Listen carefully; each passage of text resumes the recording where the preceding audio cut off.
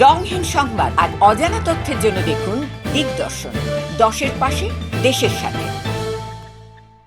সর্বোপরি আজকে যে অনির্বাণ গাঙ্গুলি এসছেন, আমি তো স্পষ্ট বলছি, মানে সামনে যদি অনির্বাণ থাকতেন আমি বলতাম, আমি নিজে প্রত্যক্ষদর্শী।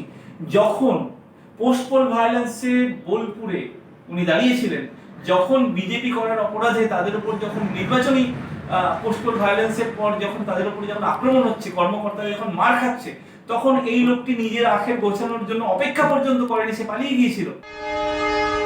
যাদবপুর লোকসভা কেন্দ্রের নির্বাচন 1 জুন। খাতায় কলমে ত্রিমুখী প্রতিদ্বন্দ্বিতা।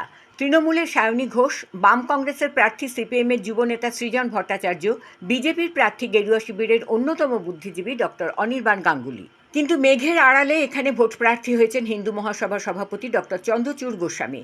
চন্দ্রচূড় ভোট প্রার্থী হওয়ায় কিছুটা চিন্তিত পদ্ম শিবির। প্রথম দিকে এই প্রার্থীকে নিয়ে রাজ্য বিজেপি নেতৃত্ব তেমন মাথা না ঘামালেও ভোট যত এগিয়ে আসছে তত চিন্তা বাড়ছে। তাই হিন্দু মহাসভার আরেক গোষ্ঠী চন্দ্রচূড় গোস্বামীকে জাল প্রার্থী বলে ঘোষণা করেছে। কারণ অতি স্পষ্ট। তৃণমূলের সর্বোচ্চ নেতৃত্ব গতবারের বিজয়ী প্রার্থী মিমি চক্রবর্তীর বিরুদ্ধে যাদবপুর কেন্দ্রের মানুষ বিক্ষুব্ধ বুঝেই এবার তাকে টিকিট না দিয়ে প্রার্থী করেছে রাজনীতিতে ক্রমশ পরিণত হওয়া যুবনেত্রী সায়নী ঘোষকে। অন্যদিকে বাম কংগ্রেসও এখানে প্রার্থী করেছে ভূমিপুত্র তরতাজা যুবক সৃজন ভট্টাচার্যকে। বিজেপির 2019-এ প্রার্থী ছিলেন অনুপম হাজরা, তিনি ছিলেন দ্বিতীয় স্থানে। অনুপম হাজরা ভোট পান 3,93,233। ভোটের হার ছিল 27.03%। তৃতীয় হন বামেদের বিকাশ রঞ্জন ভট্টাচার্য, ভোট পান 3,02,264। ভোটের হার 21.04%। দ্বিতীয় স্থানের লড়াইয়ে বিজেপি প্রার্থী প্রায় 92,000 ভোট বেশি পেয়েছিলেন। রাজনৈতিক বিশ্লেষকদের ধারণা এবার বামেদের ভোট বাড়বে, সেটাই বিজেপির কপালে চিন্তার ভাঁজ ফেলেছে। যাদবপুরে এবারের লড়াই দাঁড়িয়েছে সায়নী বনাম সৃজনের। গোদের ওপর বিস্ফোরা হয়েছে হিন্দু মহাসভার প্রার্থী ডক্টর চন্দ্রচূড় গোস্বামী। মূল লড়াইয়ে চন্দ্রচূড় যে ভোট কাটবেন সেটা বিজেপির ভোট।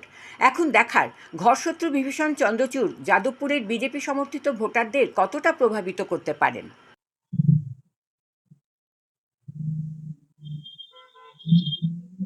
প্রণাম নেবেন। আমি যাদবপুর কেন্দ্রের প্রার্থী ডক্টর চন্দ্রচূড় গোস্বামী, অখিল ভারত হিন্দু মহাসভা। ভোটটা প্লিজ আমাকে দেবেন।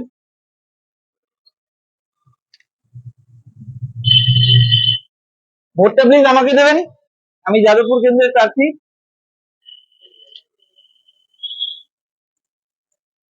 ঠিক আছে।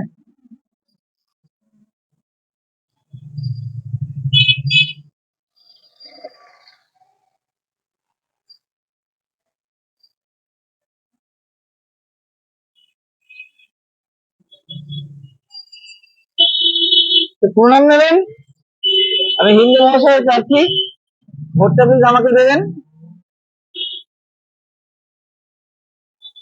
সবাই ভালো থাকুন। শুভ নববর্ষ আপনাদের প্রত্যেককে। শুভ নববর্ষ।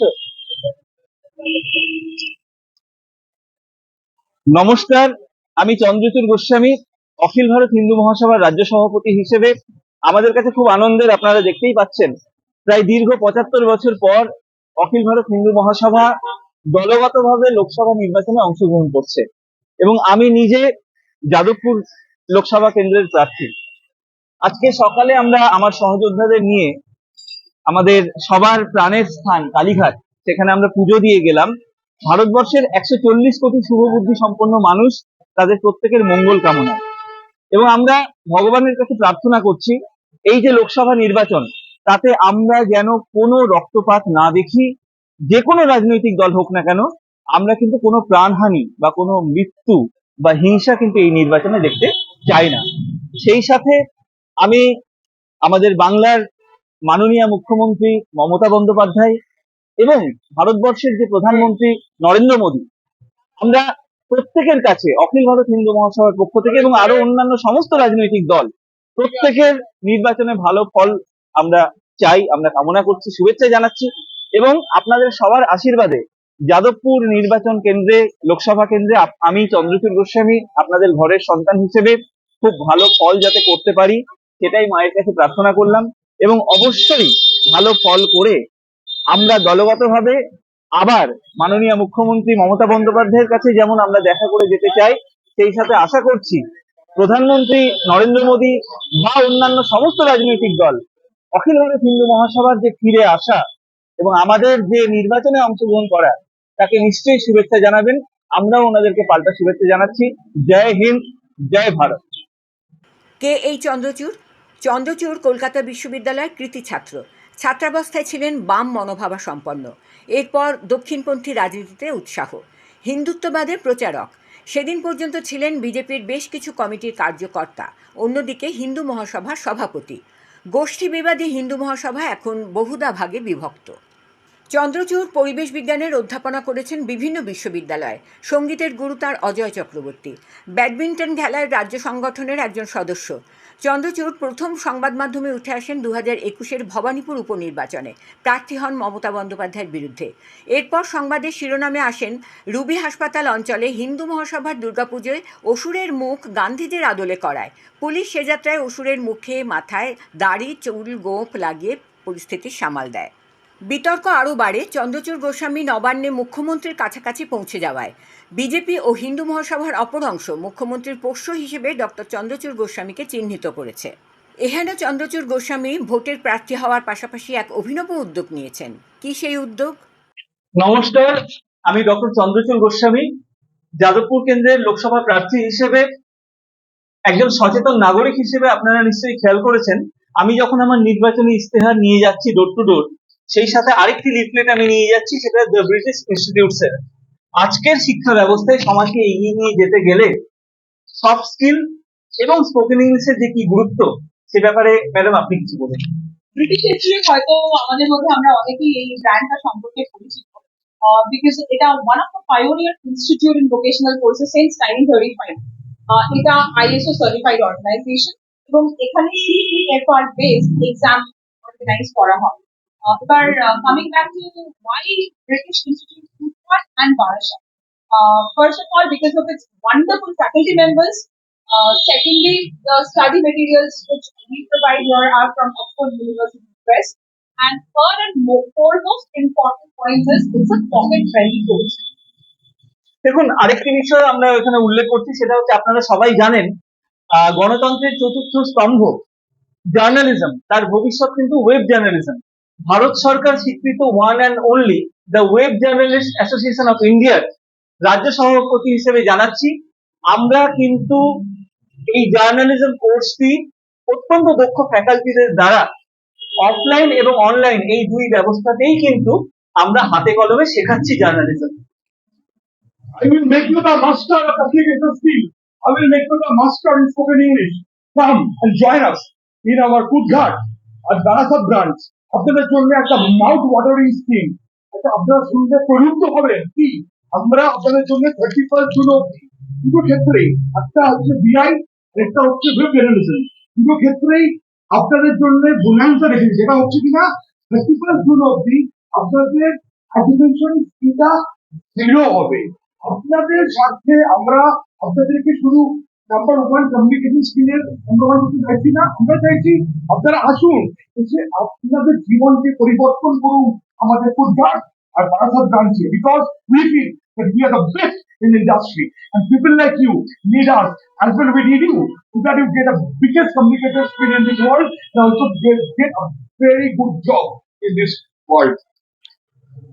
দিগদর্শনের সম্পাদক সাংবাদিক সুজিত চট্টোপাধ্যায়ের মুখোমুখি হিন্দু মহাসভার প্রার্থী ডক্টর চন্দ্রচূড় গোস্বামী। চন্দ্রচূড় গোস্বামী, আপনার মুখোমুখি দিগদর্শনে। প্রথম কথা হচ্ছে যে আপনি অখিল ভারতীয় হিন্দু মহাসভার বেঙ্গল ইউনিটের সভাপতি, কিন্তু কাগজে দেখা যাচ্ছে যে আরেকটি পক্ষ দাবি করছেন যে আপনি একটি নকল সংগঠন, আসল সংগঠনের সঙ্গে কোনো যোগাযোগ নেই। দেখুন, আমি সভাপতির দায়িত্ব পালন করার আগে, মানে দায়িত্ব নেওয়ার আগে পর্যন্ত হিন্দু মহাসভার সেইভাবে খুব একটা কোনো প্রভাব প্রতিপত্তি বা আলোচনার কেন্দ্র বা বিষয় ছিলও না। তো এটা তো অবশ্যই আশীর্বাদ এবং আমার সাফল্যই বলতে হবে যে অ্যাটলিস্ট আমি আসার পরে মানুষ হিন্দু মহাসভা নিয়ে আমাকে নিয়ে কথা বলতে শুরু করেছে। আর বিষয়টা আসল নকলের মতো না, মানে দুলালের তাল মিস্ত্রি এরকম ব্যাপারটা নয়। ব্যাপারটা এইরকম, দেখুন, যারা বলছে, আমি সংবাদ মাধ্যমে দেখলাম, তো প্রভিন্সিয়াল হিন্দু মহাসভা বা প্রাদেশিক হিন্দু মহাসভা আর অখিল ভারত হিন্দু মহাসভা কিন্তু আলাদা।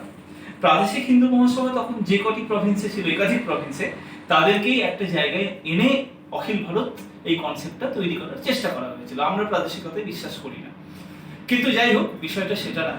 তৃণমূল কংগ্রেস এবং কংগ্রেস যেমন এক নয়, তো সেরকম হিন্দু মহাসভার একটা অংশ তারা নিশ্চয়ই, কিন্তু তারা 1906 সালে, আর অখিল ভারত হিন্দু মহাসভা কিন্তু 1915 সালে। তো ওনারা বলছেন নির্বাচনে লড়াই করবেন না, আর আমরা নির্বাচনে লড়াই করতে চাইছি, সেই জন্য আমরা ফেক। তার কারণ কি না, হিন্দুত্ববাদী পার্টি বা সনাতনী পার্টি আরেকটি সনাতনী পার্টির বিরুদ্ধে নির্বাচনে অংশগ্রহণ করতে পারে না। তাহলে সেই আরেকটি সনাতনী পার্টি কে না, সেখানে তাদের উত্তর হচ্ছে ভারতীয় জনতা পার্টি। তো এটা তাদের বিবেক, তাদের চিন্তাধারা। আমাদের যদি বলেন, আমরা বিশ্বাস করি প্রকৃত সনাতনী জাতীয়তাবাদী রাজনৈতিক দল যদি কিছু থাকে, সেটা কিন্তু অখিল ভারত হিন্দু মহাসভা। তো কাউকে হারানো, কাউকে জেতানোর জন্য নির্বাচন হয় না। ভোট কারোর ব্যক্তিগত বা কুক্ষিগত পকেটের টাকা নয়। একটা সময় যারা সিপিএম কে ভোট দিতেন, তারা পরবর্তীকালে তৃণমূলকে দিয়েছেন, তার একটা বৃহত্তর অংশ বিজেপিতে শিফট করেছিল, আবার তৃণমূলে ফিরে আসতে পারে। কে বলতে পারে আগামী দিনে যাদবপুর কেন্দ্রে আমি অংশগ্রহণ করছি একটা বৃহত্তর অংশ, তারা অখিল ভারত হিন্দু মহাসভাকে আমাদের আপনাদের ঘরের সন্তান হিসেবে আমাকে তারা সমর্থন করবেন, ভোট দেবেন, এবং সেখানে নিশ্চয়ই আমি তাদের আশা পূরণের চেষ্টা করব।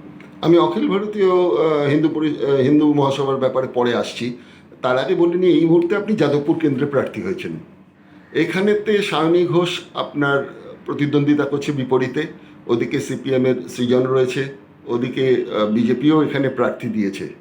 সেই জায়গায় দাঁড়িয়ে মিমি চক্রবর্তী সম্বন্ধে এখানকার মানুষদের রয়েছেন যে ফিল্মের অভিনেত্রী, ফিল্মের ব্যাপারেই সময় দিয়েছেন বেশি, আমাদের এখানে দেননি। সায়নী ঘোষকে একটা লড়াই সেটার বিরুদ্ধে করতে হচ্ছে। তার সঙ্গে সঙ্গে একটু হিন্দুত্ববাদী ব্যাপারে ঝুঁকে আছেন এমন যে ভোটাররা, কারণ যাদবপুর এসব অঞ্চল ছিল কলোনি এলাকা, ওপার বাংলার একটা নিদারুণ একটা অভিজ্ঞতা নিয়ে এখানে মানুষ এসে থেকেছেন। সেখানে দাঁড়িয়ে আপনি কি মনে করছেন যে এই প্রতিদ্বন্দ্বিতার মধ্যে আপনি আপনার নিজের একটা জায়গা করে নিতে পারবেন? দেখুন, 100% আমি এটুকু অ্যাসিওর করতে পারি যে আমার তো নিশ্চয়ই সিটটা জেতারই কথা, কিন্তু পেশি শক্তি যেটা কিনা অর্থবল দ্বারা নিয়ন্ত্রিত হয়, ওদের কর্পোরেট ফান্ডিং আছে। সিপিএম এর 34 বছর, তারও আগের, এবং একটা বৃহত্তর টাকার সাপ্লাই আছে। তৃণমূল কংগ্রেসের তো অবশ্যই আছে, তারা রাজ্যের শাসক দল। আর ভারতীয় জনতা পার্টিতে এই মুহূর্তে বলা হচ্ছে পৃথিবীর অন্যতম ধনী রাজনৈতিক দল। তো সেখানে আমার কাছে অর্থবল নেই, কিন্তু আমরা মানুষের পাশে আছি, মানুষের আশীর্বাদ রয়েছে। আমি প্রত্যেকটা দিন ডোর টু ডোর যাচ্ছি, এবং সেটা কিন্তু প্রকৃত ডোর টু ডোর, মানে বাইরে থেকে লোক নিয়ে এসে একটা বড় র্যালি করলাম, সেটাকে কিন্তু ডোর টু ডোর ক্যাম্পেনিং বলে না। তো প্রত্যেকটা, এই যে বুকে দেখুন লেখা রয়েছে আমার মহাত্মা নেতাজি সুভাষচন্দ্র বোস। তো আমার সাথে যে ছেলে মেয়েগুলো, তাদের অনেকেই আবার এবার প্রথম ভোটার, তো তারা আমাকে দাদা হিসেবে খুব স্নেহ করে, খুব ভালোবাসে, খুব শ্রদ্ধা করে। তো তারা আমার সাথে যাচ্ছে, এবং আমরা ডোর টু ডোর যাচ্ছি। সেখানে মানুষের যে সাপোর্ট, যে ভালোবাসা আমরা দেখছি, তাতে এই সিটটি আমারই জেতার কথা। একটা বিধানসভা নিয়ে একটা লোকসভা, বিরাট বড় একটা এলাকা, সেখানে মানুষের কাছে সবার আগে তো পৌঁছে দিতে হবে যে চন্দ্রচূড় গোস্বামী হিন্দুত্ববাদের একটা আদর্শ নিয়ে প্রার্থী হয়েছেন। সেই খবরটা আপনি কি করে পৌঁছে দিতে পারবেন? ভোট চাওয়া তো পরের কথা, সেই জায়গাটা কি করে পৌঁছচ্ছেন? দেখুন, সবার আগে যেটা আমি চেষ্টা করছি সেটা হচ্ছে যে আমার আপনাদের আশীর্বাদে, ভগবানের আশীর্বাদে, চন্দ্রচূড় গোস্বামী যেহেতু মাটির কাছাকাছি থেকে অনেক আন্দোলনের সাথে যুক্ত থেকেছি, এবং মানুষের মনের কাছাকাছি থাকার চেষ্টা করি, এবং তার অনেকগুলো প্রমাণ আপনারা আজকে তো গুগল সার্চ করলে অনেক কিছু পাওয়া যায়। তো যে কাজ করে সেই কাজ নিয়ে অনেকে মানুষ অনেক বিতর্ক করে, আলোচনা করে, কিন্তু রাস্তায় নেমে কাজটা করতে হবে। তো মানুষ অনেকেই, বেশিরভাগ মানুষই আমাকে নামে চেনেন, এবং আমি যখন যাচ্ছি তাদেরকে যখন মিট করছি, হ্যাঁ, এলাকা লোকসভা কেন্দ্র নিশ্চয়ই অনেক বড় এলাকা, কিন্তু অখিল ভারত হিন্দু মহাসভা, এবং বিশেষ করে আমি সভাপতি হওয়ার পর চন্দ্রচূড় গোস্বামী, এই নামটা ঈশ্বরেরই আশীর্বাদ বলবো। বেশিরভাগ মানুষ কিন্তু চেনে। আমি যাওয়ার পরে যখন পরিচয় দিচ্ছি যে আমি হিন্দু মহাসভার পক্ষ থেকে চন্দ্রচূড় গোস্বামী এসেছি, নামটা বলার আগেই বলছে যে আমরা অমুক সভাতে বা তমুক অনুষ্ঠানে আপনার বক্তব্য শুনেছিলাম, তোমার বক্তব্য শুনেছি, খুব ভালো লেগেছে। শ্যামাপ্রসাদ মুখোপাধ্যায়ের সঙ্গে হিন্দু মহাসভার একটা আত্মিক যোগাযোগ ছিল, এবং আমরা যতটুকু জানি যে উনি যখন ভাইস চ্যান্সেলর ছিলেন, উনি রাজনীতিতে আসতে চাননি। উনি বলেছিলেন যে আমি ওই নোংরার মধ্যে ঢুকবো রিটায়ার হওয়ার পর। পরবর্তীকালে প্রণবানন্দজি, ভারত সেবাশ্রমের ওনার অনুরোধে উনি কিন্তু সাভারকারের সঙ্গে যোগাযোগ পরিচিত হয় রিটায়ার করার পর। তারপর উনি কিন্তু খুলনার প্রথম সভাতে যোগদান করতে গিয়েছিলেন এই হিন্দু মহাসভার হয়ে। পরবর্তীকালে কিন্তু তিনি আবার বলেছিলেন 47-এর পর যে হিন্দু মহাসভার আর রাজনৈতিক কাজকর্মের মধ্যে থাকার দরকার নেই, কিন্তু তখন হিন্দু মহাসভা সেটা মানেনি, উনি হিন্দু মহাসভা ত্যাগ করেছিলেন। আরএসএসের সঙ্গে হিন্দু মহাসভার কিন্তু প্রথম থেকেই একটা সংঘাত থেকে গেছে। এর আগে জানেন আপনি 18 সালেতে চন্দ্রপ্রকাশজি তিনিও বলেছিলেন। তার পরবর্তীকালে আরও কয়েকজন বলেছেন যে বিশ্ব হিন্দু পরিষদের তরফ থেকেও বলা হয়েছিল যে তাদের যিনি নেতা তাকে একটা মারার চক্রান্ত করা হচ্ছে বিজেপির তরফ থেকে। তাহলে এই হিন্দুত্ববাদী সংগঠনগুলো যদি হিন্দুত্ববাদের প্রচার করে বা হিন্দু রাজত্ব তৈরি করার কথা করে, তাহলে সেখানে দাঁড়িয়ে এতগুলো বিভাগ যদি থাকে, তাহলে সেক্ষেত্রে মানুষের কাছে তো আবার একটা প্রশ্ন দাঁড়িয়ে যাবে যে এদের নিজেদের মধ্যেই তো অনেক দলাদলি। দেখুন, আমি একটা জিনিস বিশ্বাস করি, এই যে এটা খুব দুর্ভাগ্যজনক যে আজকে ন্যাশনাল কমিটিতে যারা প্রেসিডেন্ট রয়েছেন, দীনেশ চন্দ্র ত্যাগীর পরে এই মুহূর্তে প্রায় 7 থেকে 8 জন দাবি করছেন তারা ন্যাশনাল প্রেসিডেন্ট। তো একজন ন্যাশনাল প্রেসিডেন্ট যদি একজন স্টেট প্রেসিডেন্ট অ্যাপয়েন্ট করেন, তাকে যদি স্বীকৃতি দেন, আরেকজন বলছেন উনি সঠিক নয়। তো এই যে ডিভিশন, এটা খুব দুর্ভাগ্যজনক। আমার তো মনে হয়, দেখুন, আমি সভাপতি হওয়ার পরে কেউ বলছে তুমি কোন ভাগের কোন এতে, আমি পরিষ্কারভাবে বলেছি যে গলির রাস্তায় দাঁড়িয়ে হিন্দু মহাসভার ফ্ল্যাগ নিয়ে কেউ যদি রাজনীতি করে, সেও প্রকৃত হিন্দু মহাসভা। তো ফলে এই যে আপনি যে শ্যামাপ্রসাদ মুখার্জি বা অন্যান্য ব্যক্তি, তারা আমার কাছে একদম ঈশ্বর তুল্য, কিন্তু মানুষের জীবন দর্শন, জীবনে চলার পথে বারংবার পরিবর্তন হতে থাকে। তো সেই জায়গায় শ্যামাপ্রসাদ মুখার্জি একটা সময় যে কথা বলেছেন, তখন ভারতবর্ষের আর্থসামাজিক রাজনৈতিক প্রেক্ষাপট একরকম ছিল, কিন্তু আজকে হিন্দু মহাসভার একজন ক্ষুদ্র সৈনিক হিসেবে আমি বিশ্বাস করি এখন হিন্দু মহাসভার গুরুত্ব অবশ্যই রয়েছে, আরো বেশি রয়েছে সেই সময়ের তুলনায়, কারণ প্রকৃত সনাতনী জাতীয়তাবাদী রাজনৈতিক দলের অভাব কিন্তু রয়েছে। বাংলায় একটা সময় ছিল যে ডানপন্থী ও বামপন্থী এই দুটো ভাগে বিভক্ত ছিল শিবির, মানুষও সেইভাবে ছিলেন। কিন্তু আস্তে আস্তে এখানে কিন্তু একটা ধর্মীয় মেরুকরণও পরবর্তীকালে চলে আসতে শুরু করে। বিভিন্ন রাজনৈতিক দল সেই সুযোগগুলো নিয়েও কিন্তু বাংলার সেক্ষেত্রে যে উপকার হওয়ার কথা ছিল সেটা কিন্তু হয়নি বাংলার। না করেছে কংগ্রেস সরকার, না করেছে পরবর্তীকালে জনতা সরকার, না পরবর্তীকালে করেছে বিজেপি সরকার। সেই জায়গায় দাঁড়িয়ে ধরা গেল যে আপনি নির্বাচনে জিতলেন, সেখানে দাঁড়িয়ে আপনি একা এই এত বড় বিরোধী শক্তির কাছ থেকে আপনি এই যাদবপুরের জনগণের জন্য তো শুধু না, আপনি প্রতিনিধিত্ব করবেন, বাংলারও প্রতিনিধিত্ব করবেন। সেখানে আপনি কি করে আপনার যে 8 দফা, আমি এটাকে ম্যানিফেস্টো বলতে পারি, আপনি যেটা আমাকে একটু আগে দিলেন, তাহলে এই 8 দফা যে ম্যানিফেস্টো আপনি দিয়েছেন, এইগুলো কি আপনি পূরণ করতে পারবেন না? আবার আপনি যদি জিতে আসেন, তাহলে আবার সেই মানুষ হতাশা হবে যে চন্দ্রচূড় পারল না। দেখুন, অন্যান্য লোকসভা কেন্দ্রের সাথে যাদবপুরকে গুলিয়ে ফেললে কিন্তু এক হবে না। আমাদের জাতীয় শিক্ষা যে সিস্টেমটা, জাতীয়তাবাদী যে শিক্ষা ব্যবস্থা, তার কিন্তু জন্মস্থান কিন্তু এই যাদবপুর কেন্দ্র, এবং যাদবপুর কেন্দ্রের মানুষ কিন্তু কোনো প্রভাবে প্রভাবিত হয়ে ভোট দিচ্ছে, তার পার্সেন্টেজ কম। এখানকার মানুষ কিন্তু সত্যি আর্থসামাজিক যে সমস্যাগুলো রয়েছে তাকে অ্যানালিসিস করার ক্ষমতা রাখেন বলে আমার বিশ্বাস। এবার সেই জায়গাটাতে দাঁড়িয়ে দেখুন, একটা দাবানল বা একটা মশাল জ্বালাতে কিন্তু একটা দেশলাই কাঠির প্রয়োজন পড়ে। তো যাদবপুরে একটা কেন্দ্র ঈশ্বরের আপনাদের আশীর্বাদে আমি জিতে আসার পরে সেটা কিন্তু সারা ভারতবর্ষের কাছে একটি প্রতীক বা একটি প্রামাণ্য দলিল হয়ে যাবে, কারণ যে ইস্যুগুলোর ওপর আমি নির্বাচনে যাচ্ছি, আমি স্থির বিশ্বাস এবারের নির্বাচনে সব থেকে সায়েন্টিফিক এবং সব থেকে প্রয়োজনীয়, ভারতবর্ষকে বাঁচাতে গেলে যে নীতি নির্ধারণগুলো করা প্রয়োজন সেটা কিন্তু আমাদের এজেন্ডার মধ্যে রয়েছে। তো আমি মানুষের আশীর্বাদে জিতে আসার পরে এই যাদবপুরই কিন্তু আগামী দিনে সারা বাংলাকে এবং পরবর্তীকালে এই বাংলা সারা ভারতবর্ষকে পথ দেখাবে। আপনি যাদবপুর কেন্দ্র, আমরা তো আলোচনায় দেখলাম যে 7টা বিধানসভা নিয়ে রয়েছে। এখানে যে শুধু হিন্দু ভোটার আছে তা নয়, এখানেও মুসলিম সংখ্যালঘু সম্প্রদায় অনেক ভোট রয়েছে সেখানেতে।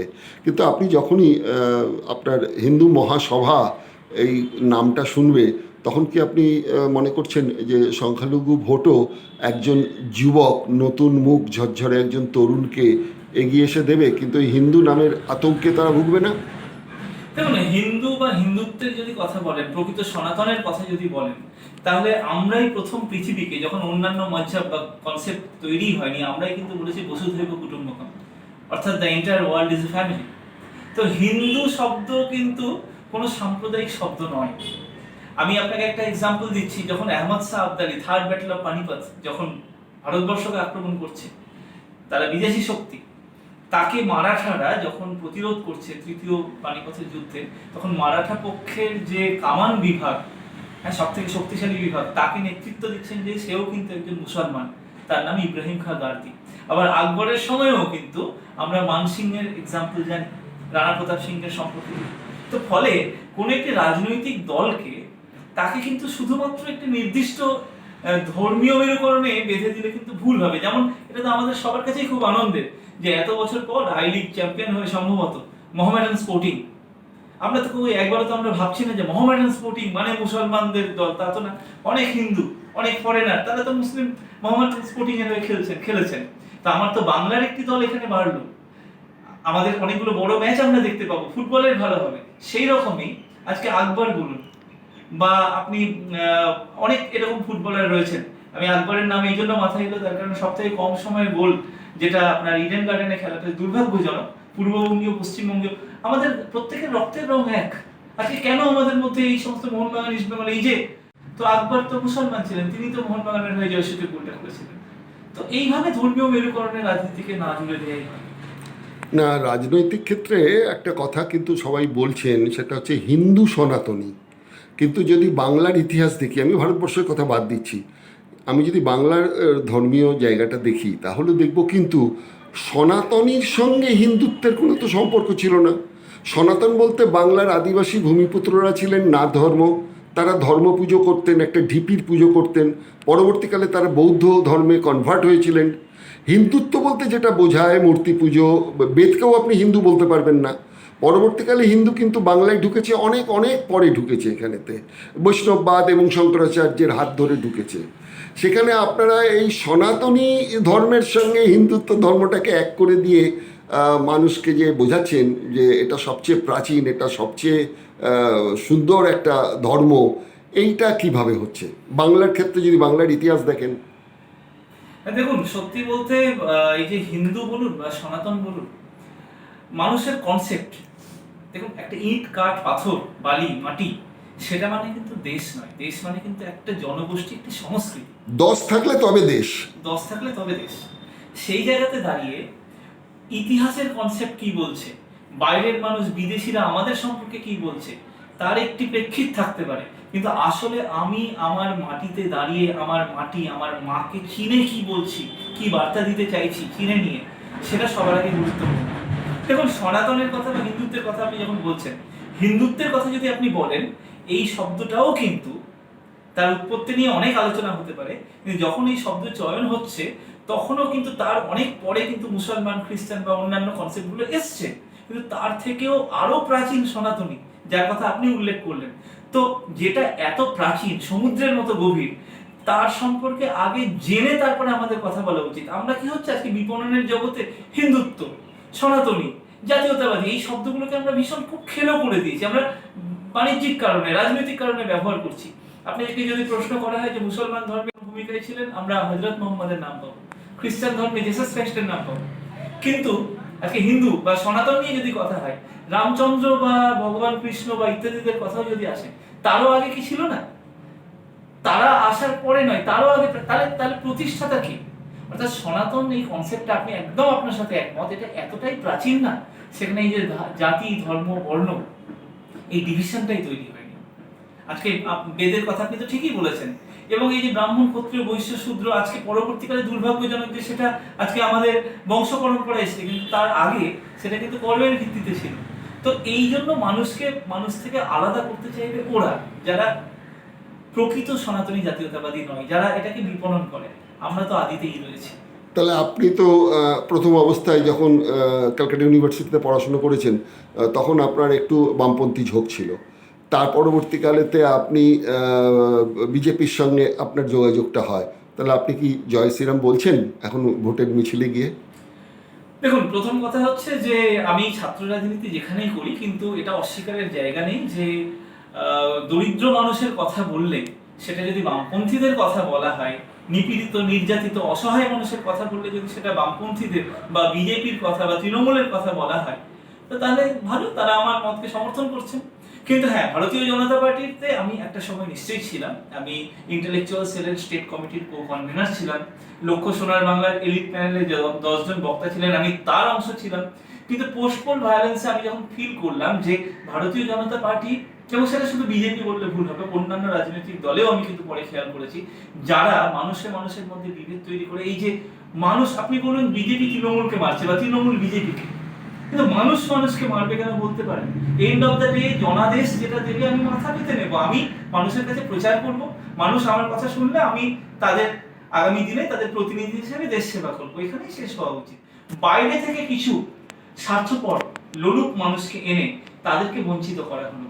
অর্থাৎ যারা মাটির ভিতটা তৈরি করে, যারা তিনি তৃণমূল করুন, বিজেপি করুন বা সিপিএম করুন বা কংগ্রেস, যারা একটা বড় গাছের ওপর থেকে আরেকটা ইনফ্রাস্ট্রাকচার তৈরি হচ্ছে বাড়ির এপার ওপর বিরাট বড় রাজনৈতিক দলের পতাকাটা জীবনের ঝুঁকি নিয়ে বাঁধে, যারা দেয়াল লিখন করে সারাদিন 100 টাকা কেন 50 টাকাও তারা পায় না, পকেটের টাকা নিয়ে রাজনীতি করে, তারা কিন্তু সম্মান পান না।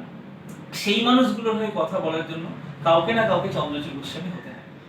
কিন্তু চন্দ্রচূড় গোস্বামী হতে গিয়ে আপনার বিজেপির তরফ থেকে কিন্তু বলা হচ্ছে যে তৃণমূলের বি টিম হিসেবে আপনি কাজ করছেন, কেননা যে সভাতে কোনো দলের লোককে ডাকা হয় না, যেরকম নবান্নে বসে মিউজিক প্রোগ্রাম নিয়ে হয়েছে, সেই সব প্রোগ্রামগুলোতে দেখা যাচ্ছে আপনি আছেন সঙ্গে, এবং আপনার সাথে মমতা বন্দ্যোপাধ্যায়ের একটা ভালো সম্পর্ক। আপনাকে উনি নাকি এও বলেছিলেন যে আমাদের বিশ্ব হিন্দু মহাসভা সম্বন্ধে আমার ধারণাটা স্পষ্ট ছিল না, তোমার সঙ্গে কথাবার্তা বলে আমি বুঝতে পারলাম যে না, এর একটা পজিটিভ জায়গা আছে।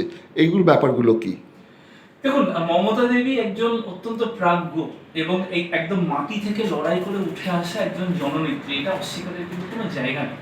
আজকে নরেন্দ্র মোদীকে কারোর পছন্দ হতে পারে, নাও হতে পারে, কিন্তু নরেন্দ্র মোদী কিন্তু আজকে যে দারিদ্র্যের জায়গা থেকে আজকে প্রধানমন্ত্রী হিসেবে উঠে এসছেন, তো কোথাও কিন্তু এনাদের একটা একটা সমাজের প্রতি লড়াই করার যে স্পৃহা এবং কমিটমেন্ট, সেটাকে অস্বীকার করার জায়গা নেই। সেরকম কমিউনিস্টদের মধ্যেও থাকতে পারে। এবার আমি একজন মানুষ যে আমার থেকে বয়সে এত বড়, যার রাজনৈতিক অভিজ্ঞতা এত বেশি, তার পায়ে হাত দিয়ে প্রণাম।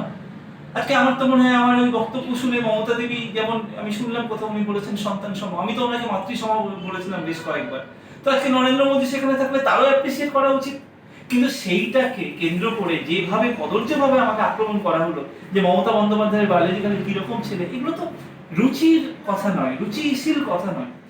তো সেই জায়গাটাতে আমি চাই শুধু মমতা দেবী কেন, অন্যান্য সমস্ত রাজনৈতিক ব্যক্তিত্ব, আমরা রাজনৈতিক মতপার্থক্য নিশ্চয়ই থাকুক, সেটা আদর্শগত পার্থক্য, কিন্তু মানুষের মধ্যে বিভাজনের জায়গা যেন তৈরি না হয়। তাহলে এই যে তৃণমূলের প্রার্থী এখানে দাঁড়িয়েছে সায়নী ঘোষ, তার সম্বন্ধেও আপনি বলছেন ওই শিবলিঙ্গে কন্ডম পরানো ইত্যাদি হিন্দু ধর্মের বিরোধী কথাবার্তা বলে প্রার্থী দাঁড় করিয়েছেন, সেখানে ওই সায়নী ঘোষের বিরুদ্ধে প্রার্থী দাঁড় করার মানে তো আপনি মমতা ব্যানার্জির বিরুদ্ধেই কথা বলছেন। দেখুন, এখানে একটা ব্যাপার হচ্ছে যে আমি নিজেও মন থেকে বিশ্বাস করি যে মানুষ অনেক সময় অনেক ভুল কথা বলে ফেলে, ভুল কাজ করে ফেলে, সেটা কনসিয়াসলি করতে পারে, উইদাউট কনসিয়াসনেসেও করতে পারে। এবার সেই জায়গাটাতে মানে সে যে কথাটা বলেছে সেটা অত্যন্ত আপত্তিকর কথা। আজকে মুসলমান ধর্মের যদি আল্লাহকে কেন্দ্র করে কেউ যদি, বা খ্রিস্টান যারা বিশ্বাস করেন চার্চ, তাদের যদি ক্রসকে কেন্দ্র করে যদি এরকম কোনো কুরুচিকর মন্তব্য করা হয়, সেটাকেও আমি কন্ডেম করব। কিন্তু আমার স্থির বিশ্বাস সায়নী ঘোষকে নিশ্চয়ই তার অন্যান্য কারণের জন্য প্রতিনিধি নিশ্চয়ই তারা করেছে, তারা প্রার্থী হিসেবে চয়ন করেছে, কিন্তু তার ওই বক্তব্যকে তারা সাপোর্ট করে এটা আমি বিশ্বাস করি না। এবং এই যে আক্রমণ, এই যে আপনি বলছেন যে যাকে কন্ডেম করা, সেটা আমি শুধু সায়নীর করিনি, কিন্তু আমি কমিউনিস্টদেরকেও তাদেরও সময়ে যে সমস্ত গণহত্যা হয়েছে তার কথা উল্লেখ করেছি। সর্বোপরি আজকে যে অনির্বাণ গানগুলি এসছে, আমি তো স্পষ্ট বলছি, মানে সামনে যদি অনির্বাণ থাকতেন আমি বলতাম, আমি নিজে প্রত্যক্ষদর্শী, যখন পোস্ট পোল ভায়োলেন্সের বোলপুরে উনি দাঁড়িয়েছিলেন, যখন বিজেপি করার অপরাধে তাদের উপর যখন নির্বাচনী পোস্ট পোল ভায়োলেন্সের পর যখন তাদের উপর যখন আক্রমণ হচ্ছে, কর্মকর্তারা যখন মার খাচ্ছে, তখন এই লোকটি নিজের আখের গোছানোর জন্য অপেক্ষা পর্যন্ত করেনি, সে পালিয়ে গিয়েছিল। সে আবার এই সমস্ত এই যে আপনার ওই সুবিধেবাদী যারা দিল্লি থেকে আসে আপনার বিভিন্ন নিজের আখের গোছানোর জন্য, এবং তারপরে বসন্তের কোকিল হয়ে যদি জিতে যায় তাহলে থেকে যাবে, তারপরে আর কিন্তু এই যাদবপুর কেন্দ্রে আসবে না, পরিচয় দেবে যাদবপুর কেন্দ্রের এমপি, সেটার সম্ভাবনা নেই বললেই চলে।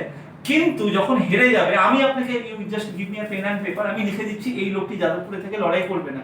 আজকে তার ইস্তেহারে দেখবেন সে নিজেকে পরিচয় দিচ্ছে আমি যাদবপুরের অধিবাসী। তো সায়নীর কুরুচিকর মন্তব্যকেও আমি কন্ডেম করছি, অনির্বাণের যে তার যে কর্মপন্থা রাজনীতি দেখেছি তাকেও আমি সমর্থন করি না। কমিউনিস্ট পার্টির আজকে সৃজনের সাথে আমার ব্যক্তিগত কোনো শত্রুতা নেই, তাদের আইডিওলজির সাথে আমার সম্পর্ক বা আমার বৈষম্য থাকতেই পারে। তো এটাই গণতন্ত্রের বিউটি, যে যে যার নিজের আদর্শকে তুলে ধরবে, তারপরে এই দলদের মানুষ যেটা বিচার করবে সেটাই শেষ।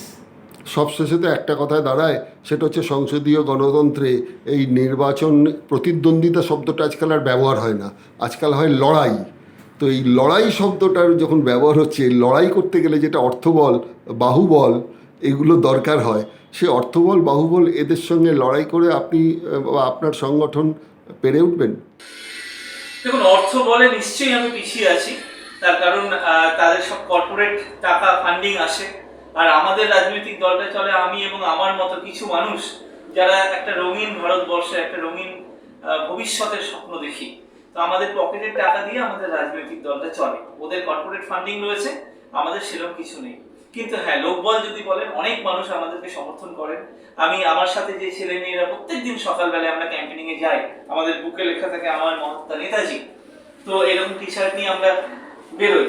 তো তাদেরকে কিন্তু আমি দিনের শেষে 200 টাকা বা 300 টাকা মিষ্টি খাওয়ার জন্য দিতে পারি না, তবুও কিন্তু তারা আমার সাথে ওই ভালোবাসা, ওই কমিটমেন্ট এবং ভবিষ্যতের স্বপ্ন সেটা দেখে কিন্তু তারা থাকে। এবার কেউ কেউ আজকে এরকম মানুষ বা এরকম যদি একটা গ্রুপকে দেখে বলে যে ঘরের খেয়ে বোনের মোষ তাড়াচ্ছে, এটা তাদের ধারণা হতে পারে, কিন্তু বোনের মোষ যদি না তাড়ানো হয়, ওই মোষই কিন্তু ঘরে ঢুকে আপনাকে গুটিয়ে দিয়ে যাবে। তো ফলে আমার বিশ্বাস যে একদিন নিশ্চয়ই নতুন দিন, নতুন স্বপ্ন আমরা বাস্তবায়িত করতে পারবো। আবারও বলছি, আমাদের অর্থবল নেই, আমরা হাত পেতে প্রত্যেকের কাছে আমরা আবেদন করছি, এবং তার জন্য আমরা, আমার কোনো বলতে দ্বিধা নেই, আমি হাত জোর করে বলছি যে আমার ক্যাম্পেনিং এর সময়টুকু ছাড়া আমি মেট্রো স্টেশনে এবং আমার কলকাতার বিভিন্ন জায়গায় চা এবং শরবত বিক্রি করছি, আমি এবং আমার মতো বেশ কিছু ছেলে মেয়ে। এবং ওই টাকাটা আমরা একদিকে যেমন নির্বাচনী খরচ রয়েছে, এবং তার সাথে আরেকটা বড় আপনাদের আশীর্বাদে কাজ করছি, বেশ কিছু বৃদ্ধাশ্রম রয়েছে এবং অনাথাশ্রম রয়েছে, আমাদের ওই সঞ্চিত অর্থের কিছুটা অংশ সেখানে দিয়ে কিছুটা ঈশ্বর যাতে খুশি হয়ে আশীর্বাদ করেন, এবং আগামী দিনে এইভাবেই আমরা দেশের কাজ করতে চাই। সবশেষে থেকেই যাচ্ছে বিজেপি প্রসঙ্গ। আপনার কি মনে হচ্ছে আগামী নির্বাচনে আবার কি সেই গ্যারেন্টিতে মোদিজি ভোট পাবেন? দেখুন, আমি তো ভবিষ্যৎ দ্রষ্টাও নই এবং আমি তো জ্যোতিষীও নই। মানুষ হচ্ছে সব থেকে বড় কারিগর। তো মানুষ কোন দিকে ভোট দেবেন তার উপরই কিন্তু নির্ধারণ বা নির্ভর করবে যে ভবিষ্যতে আমরা কোন ভারতবর্ষ, কার নেতৃত্বে ভারতবর্ষ দেখতে চলেছি।